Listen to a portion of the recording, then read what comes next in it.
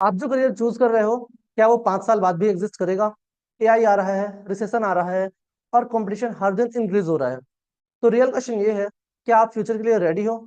इस पार्ट 2 में रत्नेश कुशवाहा सर के साथ हम ब्रेक डाउन करेंगे फ्यूचर स्किल्स जो आपको अभी से सीखनी चाहिए, ग्लोबल इवेंट्स के बारे में कि जॉब मार्केट पर रियल इम्पैक्ट क्या पड़ेगा, और वो मिस्टेक्स जो 90% स्टूडेंट्स अननोइंगली कर रहे हैं। ये सिर्फ एक पॉडकास्ट नहीं है, ये एक रियलिटी चेक है। So watch carefully.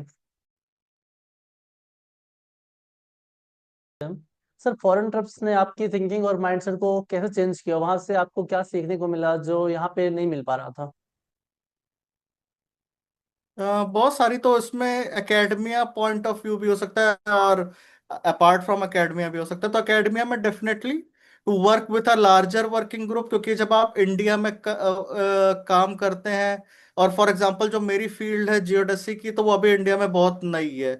तो सुपरवाइजर से जितना हेल्प होता है they can contribute to it, but obviously neither they और nor me, we don't know every aspect. तो उसके लिए डेफिनेटली एक इंटरनेशनल कोलैबोरेशन की नीड होती है, बिकॉज जर्मनी में मेरी फील्ड से रिलेटेड बहुत सारा काम हो चुका है। तो एकेडमिया पॉइंट ऑफ व्यू से आप एक लार्जर वर्क ग्रुप के साथ काम करते हो, आप नई टेक्नोलॉजीज पे काम करते हो जो अभी इंडिया में नहीं है। और अगर नॉन एकेडमिया पार्ट की बात करो तो हाँ, डेफिनेटली एक एक मोर क्लियरर एनवायरनमेंट होता है, beautiful places. No doubt India में कम नहीं है, बट मतलब मैं इतना ट्रैवलर नहीं हूं, तो मैं बहुत ज्यादा इंडिया में मैंने एक्सप्लोर नहीं किया है। तो वहां पे बहुत सुंदर सुंदर जगह है, specifically in Switzerland, in Germany also, in Italy also. तो वो बहुत वो अच्छी फीलिंग देता है। ओके सर, क्या फॉरेन जितना ग्लैमरस दिखता है सोशल मीडिया में, क्या रियली में ऐसा वहां पे होता है, या कि सोशल मीडिया पे हाइप है बस? सो कुछ हद तक तो शायद हाइप हो सकती है, बट आप इनिशियली आपको वो बहुत सुंदर लगेगा। तो places are very beautiful, they are clean. अगर आप वर्किंग एनवायरनमेंट की बात करोगे, तो जैसे यहाँ पे हम जनरली वीकेंड्स को वैसे एंजॉय नहीं कर पाते। मतलब अगर स्पेसिफिकली अगर हम रिसर्च में हैं, तो हमारा जनरली 6 डेज वीक होता है, और जनरली अगर हमें काम है तो हम संडे को भी काम करते हैं। बट मैंने फॉरेन में जितना देखा है, या मेरे जो कलीग्स हैं जिन्होंने और उनका फॉरेन एक्सपोजर है, तो हमेशा हम लोग ने देखा है कि वहां पे 5 डेज वीक मतलब 5 डेज वीक होता है। तो सैटरडे और संडे को आप अगर चाहो तो भी आप लैब नहीं आ सकते, क्योंकि वो पूरी फैसिलिटी जो होती है वो क्लोज होती है। तो ये डेफिनेटली ये एक डिफरेंस है। Glamorous in terms of the sense उतना नहीं है। स्पेसिफिकली अगर आप फूडिंग को लेके पर्टिकुलर है, तो थोड़ा सा फूडिंग कंस्ट्रेंट भी होता है। जैसे यहाँ पे इंडिया में क्या है कि आपको हर जगह मेस होती है, आईआईटीज है, एनआईटीज है, इवन इन प्राइवेट कॉलेजेस है। तो आप हॉस्टल्स में रहते हो, आपके पास मेस फैसिलिटी होती है। बट फॉरेन में कहीं भी ऐसा मेस कल्चर नहीं होता है, हमेशा आपको खुद से ही खाना बनाना पड़ता है। तो मैंने कभी यहाँ पे इंडिया में रह के खाना बनाना नहीं सीखा था, बट वहां पे जब मैं 6 महीने के लिए था तो मैंने खुद खाना बनाना सीखा, बनाया। तो वहां पे आपको और कुछ वो नहीं होता खाना बनाने के लिए। ओके, ठीक है। सर, फॉरेन जाने के लिए सबसे इम्पोर्टेंट चीज क्या है? इम्पोर्टेंट चीज, जैसा मैंने डिस्कस किया था, तो पहली चीज तो वैसे भी स्किल है। और आपको डेफिनेटली ये देखना पड़ेगा कि आपका इंटरेस्ट किस में, क्योंकि कई बार मेरे पास मैसेज ऐसा आते हैं कि मुझे जाना है बट मुझे पता नहीं कि क्या करना है। तो आपको थोड़ा सा आइडिया होना चाहिए। या फॉर एग्जांपल जैसे मेरे पास जो मैसेजेस आते हैं वो जनरली रिसर्च ओरिएंटेड आते हैं, तो मैं प्रॉब्लली उसका ही बता सकता हूँ। तो आपको अगर रिसर्च फील्ड में जाना है, तो आपको थोड़ा सा पर्टिकुलर होना पड़ेगा कि आपको किस सुपरवाइजर के अंडर जाना है, मतलब किस कंट्री में, किस यूनिवर्सिटी में, और पर्टिकुलरली किस रिसर्च एरिया में आपको जाना है। तो अगर आप उसके लिए बहुत पर्टिकुलर है, आपके पास थोड़ी सी स्किल्स हैं, और आप अगर इंटरेस्टेड हैं काफी, तो आप I think you can send mail to the professor, a few professor. और अगर आपकी थोड़ी सी नेटवर्किंग इंप्रूव हो जाती है, तो I think there are high chances to collaborate in the foreign university. But आपको थोड़ा सा क्लियर हमेशा होना पड़ेगा कि आपको किस एरिया में और क्या आपको रिसर्च परस्यू करना है। क्या सर, जियो स्पेशियल और सैटेलाइट फील्ड में इंडिया का फ्यूचर कैसा है? आई थिंक बहुत अच्छा है। तो प्रोबेबली थोड़ा सा मैं हल्का सा बैकग्राउंड भी दे दूं अपनी फील्ड से रिलेटेड। तो सिविल इंजीनियरिंग में जैसे बताया कि one of the discipline is related to surveying, in which you do for example any kind of maps, या इमेजरी, सैटेलाइट इमेजरी रिलेटेड काम करते हैं। तो ये मैं बहुत ब्रॉडर पर्सपेक्टिव में एक जनरल ऑडियंस के लिए बता रहा हूँ। तो उससे रिलेटेड एक सर्वेइंग की फील्ड है। For example in road construction also survey लोग करते हैं। ठीक है, कोऑर्डिनेट्स एस्टिमेशन, तो ये सारी फील्ड जो होगी सर्वेइंग, क्योंकि इसी में अब फिर आप जियो स्पेशियल इंक्लूड कर लो, रिमोट सेंसिंग इंक्लूड कर लो, जियोग्राफिक इंफॉर्मेशन सिस्टम यानी कि जीआईएस इंक्लूड कर लो।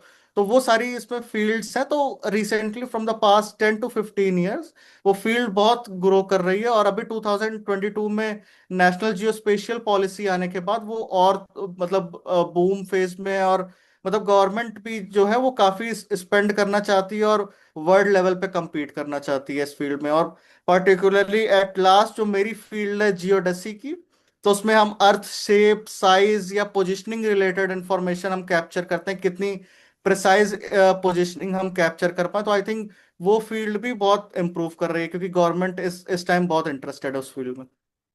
ओके सर, आपकी रिसर्च में जैसे भी इंडिया चाइना, मतलब I mean sorry, US Israel हाँ, ईरान चाइना वॉर भी, चल रही है, तो क्या इसका भी इम्पैक्ट पड़ता है आपके रिसर्च में? ओके।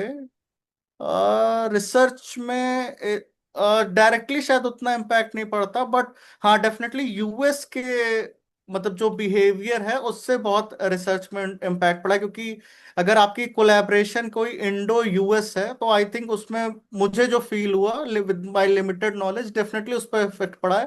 क्योंकि कई सारी रिसर्च जो फंडिंग्स हैं वो थोड़ी लिमिट कर दी गई है यूएस की तरफ से। तो डेफिनेटली अगर वॉर्स होता है या कहीं पे भी आपका वैसी वहां पे फंडिंग अगर हो रही है, तो definitely in are and D areas वो फंडिंग डेफिनेटली कम होगी। तो उसका डेफिनेटली अगर इंडो यूएस है तो वो डेफिनेटली इम्पैक्ट पड़ा है। ओके सर, गवर्नमेंट जो है तो कितना सपोर्ट करती है रिसर्च फील्ड में, आपके फील्ड, आपके जियो स्पेशल के फील्ड के लिए, सैटेलाइट के लिए कितना हेल्प करती है? कोई इनिशिएटिव, इंसेंटिव सो वगैरह आई देती है क्या? आई या या कोई हाँ, सो इंसेंटिव आई भी प्रोवाइड थिंक करती है क्या? रिसेंटली गवर्नमेंट ने काफी इन्वेस्टमेंट किया है। So that's why in IIT Kanpur in my civil engineering department we have a specific department called national centre for geodesy, and my supervisor professor Omkar Dikshit is coordinator of national centre for geodesy. तो वो geodesy को improve करने के लिए 2019 में हमारा एक अलग से डिपार्टमेंट सिविल इंजीनियरिंग के अंदर बना, जो कि directly department of science and technology DST उसको देखती है। और नेशनल सेंटर फॉर जियोडेसी बनने के बाद हमने 7 गवर्नमेंट और प्राइवेट इंस्टीट्यूशन में रीजनल सेंटर्स ओपन किया है। और सारी जो फंडिंग है वो गवर्नमेंट हमें दे रही है। That's why we are more incorporate to international collaborations and also वो सारी फंडिंग आई थिंक वो गवर्नमेंट कर रही है। सो specifically in terms of my field, I think government is definitely supporting our area. Okay sir, generally IITs में मेरे time से स्टार्टअप कल्चर होता है, क्या आपके फील्ड में भी आप लोगों ने भी हम्म। कभी ऐसा कुछ स्टार्ट करने का आइडिया आया है आपके माइंड में?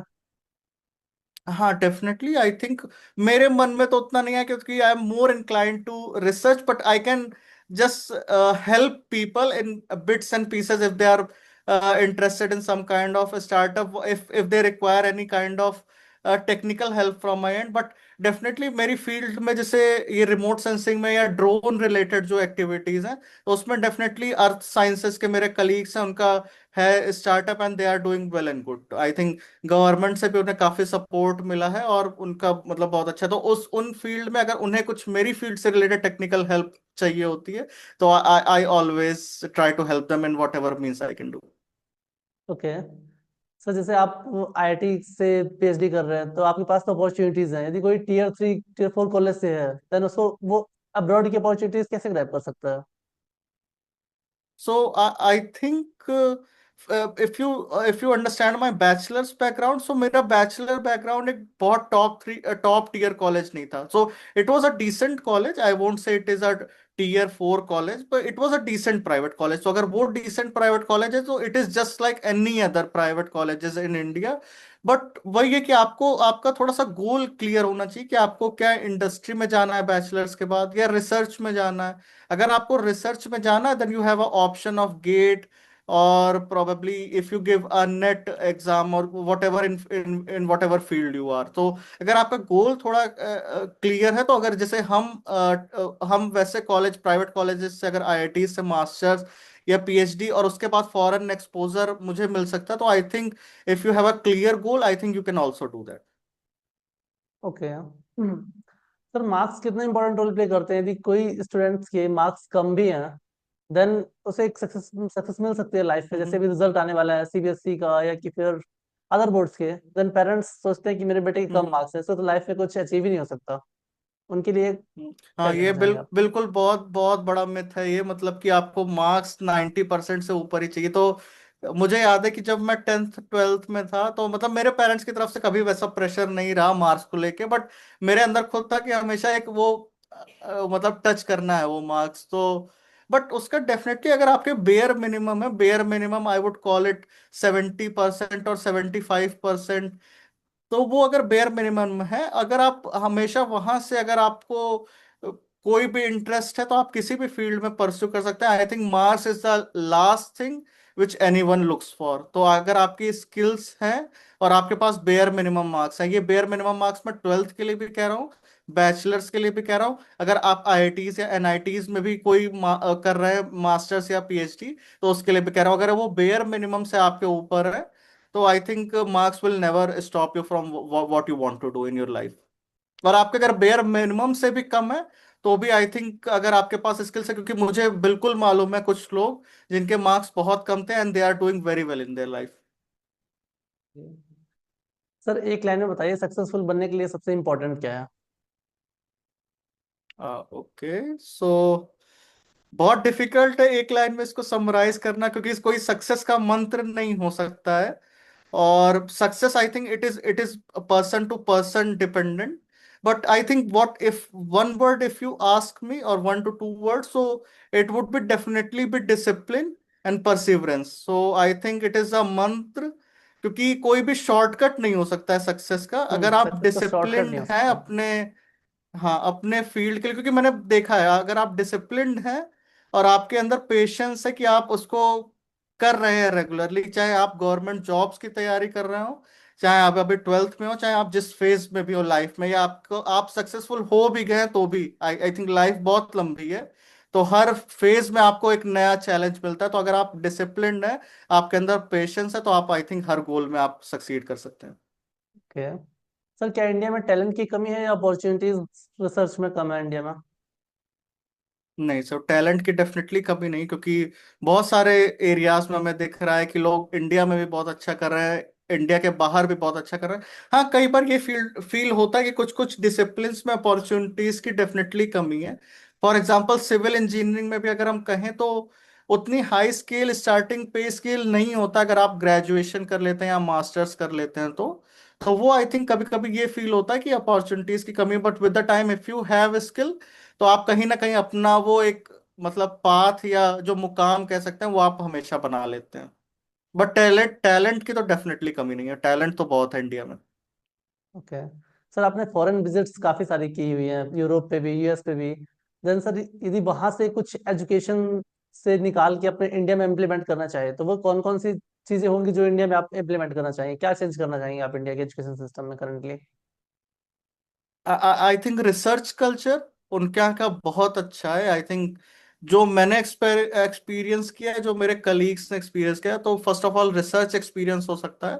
सेकंड, वर्क लाइफ बैलेंस होता है, जो कि मैं भी फॉलो नहीं कर पाता हूँ अनफॉर्चुनेटली, क्योंकि फॉरेन में क्या है कि वो लोग 5 डे वर्क कल्चर है, बट मैं कभी कभी वीकेंड्स पे चला जाता था डिपार्टमेंट, क्योंकि मेरे पास की रहती थी, तो मैं चला जाता था। But I think work life balance which we are really missing here, और मैं कभी भी उसके सपोर्ट में नहीं हूं कि 70 hours अ वीक होना चाहिए। I think if you are doing work for 5 days a week और 4 days a week with sincerity, so definitely you deserve a 2 day break in a week. So वो है। हाँ, और क्वालिटी क्वालिटी होनी मेरे चाहिए, साथ क्वांटिटी नहीं। डेफिनेटली क्वालिटी होनी चाहिए, क्वांटिटी नहीं। और even yes. Late night work hours होते हैं, तो मैंने फॉरेन में देखा कि उनका हमेशा डे अर्ली स्टार्ट होता है। They always start their work from 7:30 in the morning और so, even if it is winter, and they wind up their work by 4। So 4 PM के बाद आपको ना उनका कोई रिस्पॉन्स आएगा, सो मेरे सुपरवाइजर्स को भी मैं जब भी उन्हें वीकेंड पे मेल करता हूँ तो बहुत रेयरली होता है कि उनका कोई रिस्पॉन्स है। ईमेल का तो वो कभी रिस्पॉन्स नहीं करते, और व्हाट्सएप पे वो कभी कभी रिस्पॉन्ड कर देते हैं। तो weekend is for their family, weekend is for no one else और नॉट फॉर रिसर्च। तो वो एक मुझे डिफरेंस लगा जो इंडिया और बाहर में। उनके पास राइट टू डिस्कनेक्ट का एक राइट होता है। डेफिनेटली, डेफिनेटली आपका जो कितना भी इम्पोर्टेंट हो वो कभी रिस्पॉन्ड नहीं करेंगे। जो अभी कुछ दिनों पहले राघव चड्ढा जो दिल्ली के एमपी है, उन्होंने हम्म। सदन में उठाया था हाँ मुद्दा हाँ राइट हाँ। टू डिस्कनेक्ट का। वो इंडिया में भी होना चाहिए, डेफिनेटली राइट? होना चाहिए, और डेफिनेटली होना चाहिए। और 70 hours a week even in a job और research, I think it is a definite no for me. Okay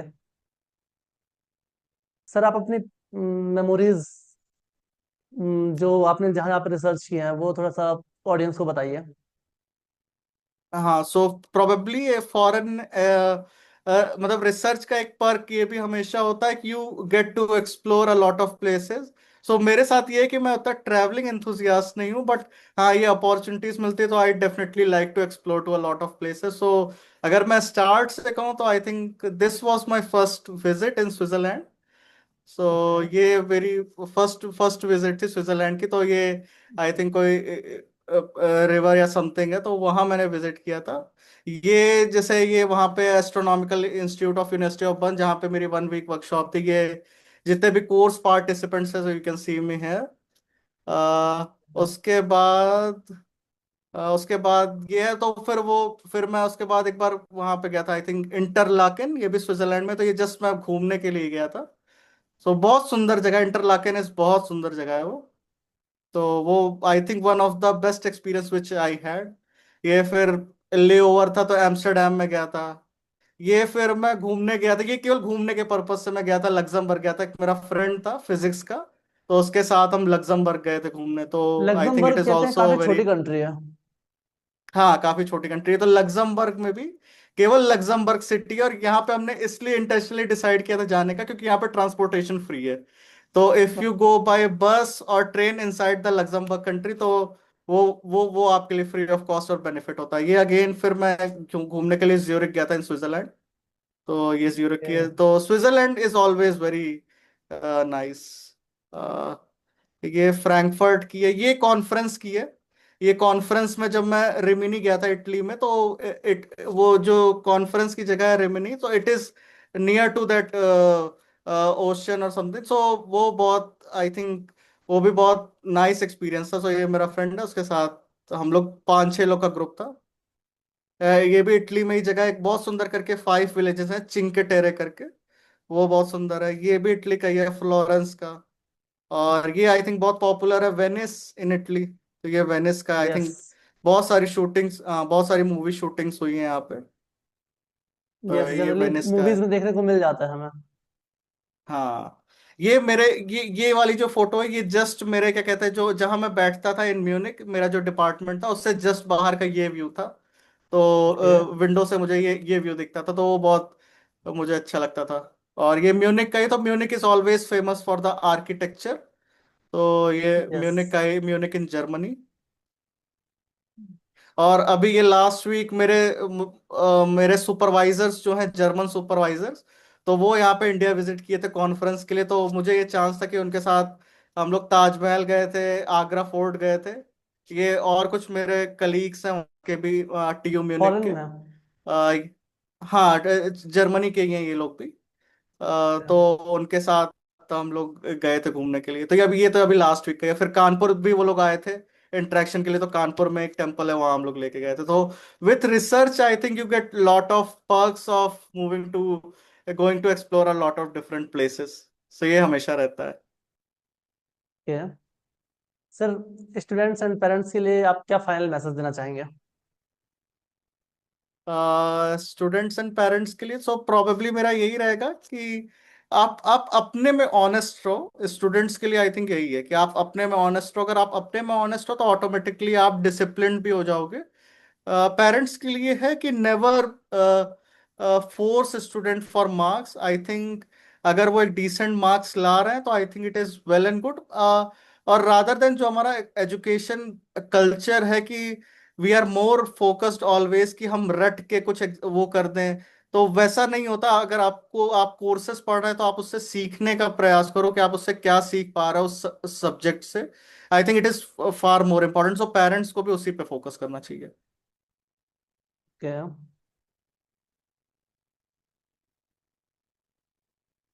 तो यहाँ पे एप्लीकेशंस आपने मेंशन किए हैं, regional frame, reference frame, space geodetic techniques. डेटिक टेक्निक या यस सर। सर यहाँ पे ये एप्लीकेशन, सो ये रिसर्च के बारे में थोड़ा सा एक्सप्लेन कर दीजिए।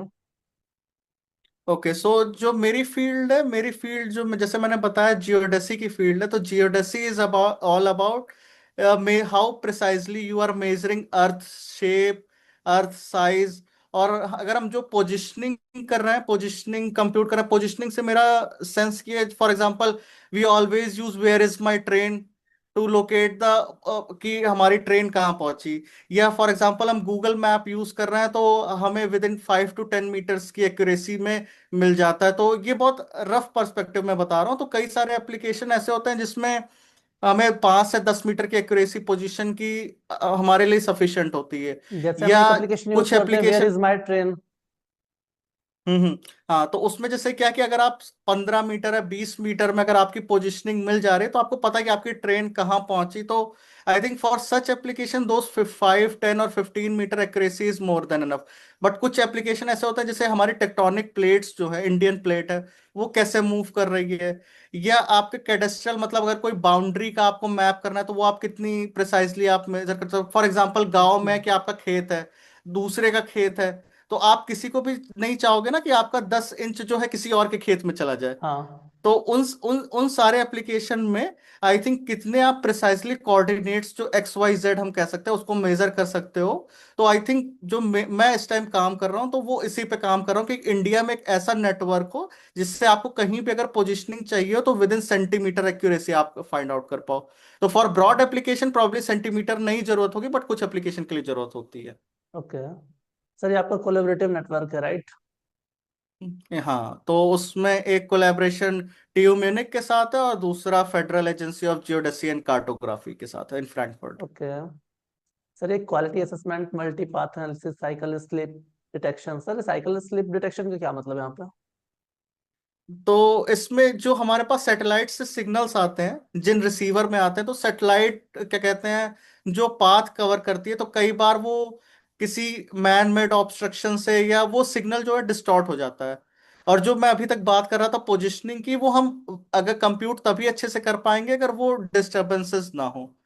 तो यही साइकिल स्लिप यही होती है कि वो जो डिस्टरबेंस आता है उसको हम कैसे मैनेज करते हैं और वो सिग्नल ना इंटरफेयर हो, ताकि हम जो पोजिशनिंग सेंटीमीटर की बात कर रहे हैं, सेंटीमीटर लेवल प्रिसीजन की, वो हम कर पाए। तो वो हम इस इन क्वालिटीज को मेजर करते हैं कि सिग्नल कितना अच्छा आ रहा है कितना नहीं आ रहा है। तो ओके। फॉर एग्जाम्पल एक छोटा सा बहुत एग्जाम्पल मैं देना चाहूंगा। Though I have a background in civil engineering, but you can see here कि यहाँ पे सिग्नल रिलेटेड चीजें हैं जो कि डेफिनेटली मेरा बैकग्राउंड नहीं है। But though geoinformatics is a interdisciplinary field. So अगर चाहे आप इलेक्ट्रॉनिक्स के हो, कंप्यूटर साइंस के हो, किसी भी फील्ड के हो, so you can pursue your masters और your research area in this field. Sir ये आपकी टेक्निकल एक्सपर्टीज है, कॉमर्शियल टूल्स, हाँ, ये पोजिशनिंग सॉफ्टवेयर सर्विसेज। हैं, हाँ। यस। और एक आपकी एकेडमिक जर्नी भी है। हम्म।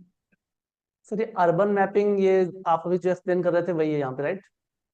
हाँ, ये मैपिंग जो कैडेस्ट्रल जो मैंने खेतों का बताया वो कैडेस्ट्रल सर्वे में आएगा। ओके। डिफेंस में अगर जैसे हमने बात की अभी ईरान इसराइल की वॉर की, या आप ऑपरेशन सिंदूर की बात करेंगे, ये कोई भी इन सब की बात करो आप, तो आप हमेशा देखते हो कि मिसाइल लॉन्च होती है। प्रिसीजन। आपने प्रोबेबली याद होगा आपको कि हम कितना प्राउड फील करते हैं ऑपरेशन सिंदूर में कि जब हमने मिसाइल लॉन्च की और वो मुरीदके में जाके पाकिस्तान में exact within a 5 metre radius उसने वो हिट किया। तो वो कैसे इतनी प्रिसाइसली हिट कर पा रहा है, तो आपको वो प्रिसाइज कोऑर्डिनेट्स देना पड़ेगा। तो आई थिंक वो जो उसका बैक एंड है वो प्रोबेबली मेरी फील्ड से रिलेटेड है। ओके सर, टेक्टोनिक्स स्टडीज वो जो आपने साइकिल स्लिप बताई उसी से रिलेटेड, राइट? नहीं, टेक्टोनिक प्लेट अलग है कि हमारी ओके। जो इंडियन प्लेट है, इंडियन टेक्टोनिक प्लेट वो कैसे मूव कर रही है उसके बेसिस पे कई सारे जो अर्थक्वेक या आते हैं या लैंडस्लाइड आते हैं, तो उस पे उससे वो रिलेटेड टेक्टोनिक प्लेट मूवमेंट्स। ये रिसर्च मेथोडोलॉजी है, राइट? हाँ, तो ये, हाँ, ये टेक्निक्स हैं, हाँ, ये बहुत सारी जो कि उस पर पोजिशनिंग में हेल्प करती हैं। तो ये आपकी अचीवमेंट्स हैं, थोड़ा सा इस पे एक्सप्लेन करिए। ओके, सो डेफिनेटली कोलैबोरेशन है जिस पर हमने इतना डिस्कस किया, तो ट्यूमेनिक और बीकेजी के साथ कोलैबोरेशन है। और ये असेसमेंट मेथड जो अभी हमने क्वालिटी की बात की, तो वो मेरी थीसिस का पार्ट है कि हम कैसे क्वालिटी जो हमारा सिग्नल आता है उसको कैसे इम्प्रूव करके हम अल्टीमेटली, जो मेरा गोल है कि वो सेंटीमीटर प्रिसाइज पोजिशनिंग हम कर पाए पूरे इंडियन रीजन के लिए, तो उसका ये पार्ट है। सॉफ्टवेयर, सो जो हमें डेटा मिलेगा, जो ओरिजिनल रॉ फॉर्मेट में डेटा आता है, उसको कैसे हम यूज करके अपने लिए जो पोजीशनिंग इंप्रूव कर पाए, तो उसके लिए सॉफ्टवेयर जरूरी है। और उसी के एक सॉफ्टवेयर के लिए मैंने वो जो स्विट्जरलैंड में 1 वीक की वर्कशॉप की थी, वो उसी सॉफ्टवेयर से रिलेटेड थी। सर, जो स्टूडेंट्स अभी जेई मेंस के क्वालिफाई करेंगे, वो आईआईटी में जाएंगे और स्कूल से पास आउट भी होंगे, उनके लिए आप क्या मैसेज देना चाहेंगे? वो कैसे अपना ब्रांच चूज करें या कि फिर करियर चूज करें? कि इंजीनियरिंग में मल्टी ब्रांचेस होती तो हैं, थोड़ा सा तो वही कैसे है कि, डिसाइड करें वो?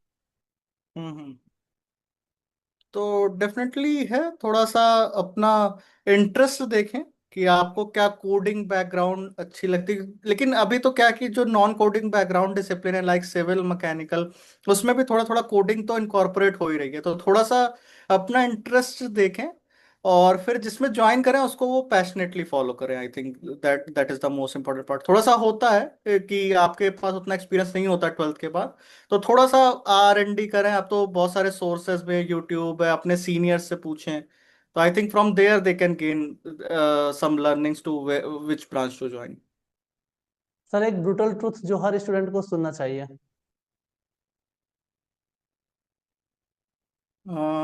प्रोबेबली कि शॉर्टकट्स नहीं है।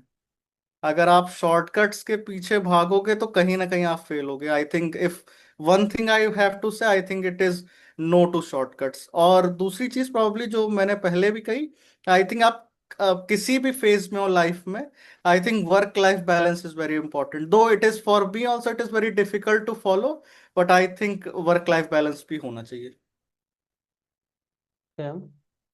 सर, यदि कोई स्टूडेंट आपके जैसे बनना चाहे तो उसे क्या क्या स्टेप्स लेना चाहिए कि वो आपके रोड मैप पे चल सके? कोई रोड मैप?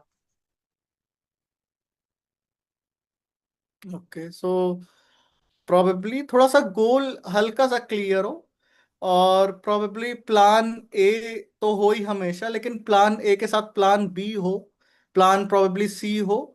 अगर आपका गोल क्लियर है, आप अगर थोड़े से डिसिप्लिन्ड है, और आप अगर खुद से ऑनेस्ट हैं, तो आई थिंक फिर कोई ऐसी चीज नहीं है जो आपको रोक सकती। सर, जैसा आप रिसर्च में हो, तो रिसर्च में कॉर्पोरेट में भी अपॉर्चुनिटीज मिलती हैं? हाँ, डेफिनेटली मिलती हैं, but that is always depend upon field to field. Because जैसे मैंने कहा कि जो मेरी फील्ड है जियोडेसी की, I think it is very new to India. वो पास्ट 10 से 15 साल में ही वैसे फ्लरिश कर रही है जैसे उसको करना चाहिए। तो थोड़ा सा अभी मेरे में इंडस्ट्री में थोड़ी सी लिमिटेड अपॉर्चुनिटीज है, but definitely in other field like in electronics और इलेक्ट्रिकल और in other field, so there are lot of opportunities in industries also. Okay. Sir, जैसे क्या होता है, कॉलेज में गए टाइम्स हम लोग कॉलेज गए, वहां पे कभी लेट हो गए या कि एक्स वाई जेड कुछ और काम है, कॉलेज जाने का मूड नहीं है, तो कभी आपने कोई एक्सक्यूज दिया है प्रोफेसर को कि सर कॉलेज नहीं आए कुछ इस वजह से, कुछ ऐसा मोमेंट? मेरे साथ ये डेफिनेटली नहीं हो सकता था, क्योंकि जब मैंने ज्वाइन किया, मैंने पूरा 1 साल का कोर्स और कोविड टाइम में किया, सो दैट वाज ऑनलाइन। वो मेरे लिए भी नया था, वो प्रोबेबली सबके लिए नया था। तो हम लोग, ये मैं जरूर कह सकता हूँ कि कई बार हमारा नहीं मन करता था उतना अटेंड करने का, क्योंकि it was genuinely too hectic for us. तो कई बार हम लोग वीडियो ऑफ करके, या थोड़ा हमने नहीं अटेंड किया या वैसा किया, तो वो आई थिंक हम सबने किया है उस कोविड टाइम में। तो वो थोड़ा सा था, बट जब तक मैं यहाँ पे कैंपस आया तब तक I think in in that 1 year my course work has ended. Sir, आपने असाइनमेंट खुद बनाते थे या control plus C control plus भी करते थे? तो हमारे टाइम अनफॉर्चुनेटली चैट जीपीटी नहीं था, तो हमें मोस्टली खुद से ही करना पड़ता था, या फ्रेंड से हम कई बार हेल्प ले लेते थे। तो हमारे टाइम में वही था, क्योंकि यहाँ पे मास्टर्स में वैसे क्वेश्चंस जनरली नहीं होते हैं कि आपको मिल जाए। अभी तो चैट जीपीटी पे वो डेफिनेटली मिल जाते हैं कई उसके आंसर, बट हमारे टाइम में वो फिजिबल नहीं था। सर आप फ्रंट बेंच में बैठते थे या बैक बेंचर थे आप भी? नहीं, so generally I was a front bencher in my time during my schooling, colleges में जब मैं बैचलर्स करता था, तो इट डिपेंड्स कि फिर दोस्त कहाँ बैठे। अगर दोस्त फ्रंट बेंचर है तो मैं भी फ्रंट बेंचर था, अगर वो पीछे जाके बैठ गए तो I also sits on the back bench. ये- सर क्या अभी आपके साथ कभी ऐसा हुआ है कि समझ में नहीं आया हो, फिर भी प्रोफेसर को इम्प्रेस करने के लिए कि सर हो गया, समझ आ गया, क्या आपने कभी ऐसा किया है? इम्प्रेस करने के लिए तो नहीं कह सकते, बट हाँ ये कई बार हो जाता है कि आपको समझ नहीं आता, या आपने कहा कि सर एक बार और समझा दीजिए, और तब भी जो प्रोफेसर ने समझाया वो कई बार नहीं समझ में आता, तो फिर ये ऐसा लगता है कि एक बार खुद से ही देख लेते हैं। उस टाइम आपने कह दिया हाँ ठीक है सर समझ में आ गया, फिर एक बार खुद से देखते हैं, और फिर भी अगर नहीं समझ में आता तो जो उसमें डाउट होता है तो फिर वो आप एक बार जाके फिर दोबारा से प्रोफेसर से उस पर्सपेक्टिव में आप पूछते हैं। जनरली जैसे मैं आईटी फील्ड से हूँ, तो मेरी जो वर्क है हम्म। वो रिमोट जॉब है। जनरली मैं लैपटॉप के पास ही रहता हूँ, तो जो मेरे ग्रैंड पेरेंट्स हैं उन्हें समझ में नहीं आता कि मैं लैपटॉप के साथ क्या करता हूँ, है ना। तो वो जनरली मेरे से पूछते हैं कि तुम हमेशा लैपटॉप के पास ही बैठे रहते हो, कभी यहाँ चले जाओ वहां चले जाओ। क्या आपके साथ भी ऐसा, जैसे आपकी फील्ड है रिसर्च में, तो आपके साथ भी कोई ग्रैंड पेरेंट्स या पेरेंट्स के साथ क्यूरियोसिटी होती है कि ये कहीं भी घूमता रहता है यहाँ वहाँ, ऐसा कुछ? नहीं, शुरू में शायद उन्हें लगता हो मेरे पेरेंट्स को, बट अभी उन्हें आदत हो गई, क्योंकि मुझे अभी याद है कि अभी जब जैसे मेरी कॉन्फ्रेंस थी, अभी दिल्ली में कॉन्फ्रेंस थी जो हमने ऑर्गेनाइज की, जिसमें मैंने बताया कि मेरे जर्मन सुपरवाइजर्स आए थे। तो वो जस्ट होली के नेक्स्ट वीक थी, तो होली में मैं घर तो गया था, बट वो मैंने लास्ट एक वीक पूरा मैंने प्रेजेंटेशंस और वही सब बनाई थी। तो उन्हें तब लगा होगा कि प्रोबेबली ये दिन भर लैपटॉप में रहता, but now they are use to it. Initially उन्हें लगा होगा कि इतना काम करता है या नहीं करता है, बट वो अब वो यूज टू है उसके उसके लिए कि वो हेक्टिक रहता ही रहता है। सर जैसे हम लोग, जैसे अपन इंजीनियर्स हैं, तो अपन के पास आप देखो काफी सारी, किसी फील्ड में आप देख लो वहां आप लोग कहीं ना कहीं इंजीनियर मिल ही जाएगा। तो इंजीनियर्स ऑलराउंडर हम्म। होते हैं कहते हैं, ये कैसे डेवलप होता है सर? क्योंकि आप डिफरेंट एनवायरनमेंट को डील करना जानते हो प्रोबेबली, इसीलिए आपको प्रॉब्लम सॉल्विंग। आपने जैसे हाँ, प्रॉब्लम सॉल्विंग एबिलिटी होती है, क्योंकि आपका एक तो मैथ्स बैकग्राउंड होता है पहली चीज, और दूसरी चीज आपने वो एग्जाम के एक दिन पहले आपने पूरे 8 चैप्टर्स कवर करते हैं, तो आपके पास उतनी वो लास्ट मोमेंट आपको प्रॉब्लम सॉल्विंग स्किल होती है, और आप डिफरेंट एनवायरनमेंट में तो रहते ही हो। तो वो आई थिंक वो आपको एक उसमें बना देता है कि आप सब चीज डील कर पाते हो। सर आप अपना एक पर्सनल एक्सपीरियंस बताइए, इंजीनियर बनना टफ है या इंजीनियर बन के सर्वाइव करना टफ है? इंजीनियर तो ये अच्छा क्वेश्चन है इसका। इंजीनियर बनना टफ है या सरवाइव इंजीनियर करना? बन के सर्वाइव तो करना टफ है। I think it depends on field to field. तो अगर आपने अच्छे जगह से, मतलब अब प्रॉब्लली आपने बैचलर्स या मास्टर्स या वहां पे अगर आपने पहले एफर्ट दिया है, तो आई थिंक वो सर्वाइवल थोड़ा सा इजी हो जाएगा। और पहले अगर आपने उतना सीरियसली चीजों को नहीं लिया, तो आई थिंक वो स्ट्रगल आपको कहीं ना कहीं किसी फेज में तो आपको करनी ही है। ये थोड़ा सा है अभी लैक ऑफ जॉब अपॉर्चुनिटीज की वजह से, थोड़ा सा तो है आपका स्ट्रगल फेज, किसी फेज में तो रहेगा, या तो इनिशियल फेज में आप जब पढ़ाई कर रहे हो, और अगर आपने वहां नहीं किया तो in terms of job. Sir engineering के दौरान हम लोग मैंने टाइम्स कॉलेज के हॉस्टल पे मूवीज देख रहे हैं, या आपने भी मूवीज देखा होगा, आपकी फेवरेट मूवीज कौन सी थी सर? मूवीज मैं अभी ज्यादा देखना मैंने चालू कर दिया है। बैचलर्स में हम मूवीज कम देखते थे, I can remember in my time. So if you remember the game mini Malaysia, एक गेम होता था, तो वो हम बैचलर्स के टाइम सेकेंड ईयर में, मुझे याद है कि हम 4-5 लोग का ग्रुप होता था। तो वो हम भले एग्जाम हो चाहे कुछ भी हो, चाहे हमारा फोन हीट कर जाए, वो हम गेम बहुत खेलते थे। तो I can remember from that memory. के और वो रणछोड़ दास वाली मूवी, थ्री याद है इडियट्स, आपको? हाँ। So Three Idiots. यार definitely it is one of my favourite movies. Engineer हो कि और वो वो ना उसके देखे पीछे तो? मत भागो भाई, सफलता आएगी। जो एक्चुअली पर्पस है आप वो ट्राई करो, तो डेफिनेटली सफलता आएगी। Okay, thank you sir for your precious time. और भी कोई मैसेज हो आपकी हम्म। तरफ से तो वो भी आप ऑडियंस को दे सकते हैं। So first of all, thank you, Deepraj, for a nice initiative, and I think we have discussed on a lot of aspect, and I think more or less जो perspective था वो we have tried to put it out on this platform. So I think more or less चीजें cover है. If you have any queries or if any of the audience has any queries, I think you are feel free to put my LinkedIn and anyone can connect. And if they have any personal questions or any of the questions they want to ask, I think they can feel free to ask from me. Okay, thank you sir. Yeah. अगर आप यहाँ तक video देख रहे हो, इसका मतलब है आप अपनी लाइफ को सीरियसली लेते हो। अगर आपको ये पॉडकास्ट वैल्यूएबल लगा हो तो लाइक, शेयर और चैनल को सब्सक्राइब जरूर करें, और कमेंट में बताएं आपका बिगेस्ट करियर डाउट क्या है। मैं उस डाउट को नेक्स्ट गेस्ट के साथ कवर करूंगा, और आप चाहो तो रत्नेश सर को भी लिंक्डइन में कनेक्ट करके अपने डाउट्स पूछ सकते हो। मिलते हैं नेक्स्ट पावरफुल पॉडकास्ट में, तब तक के लिए keep learning, keep growing. Thank you.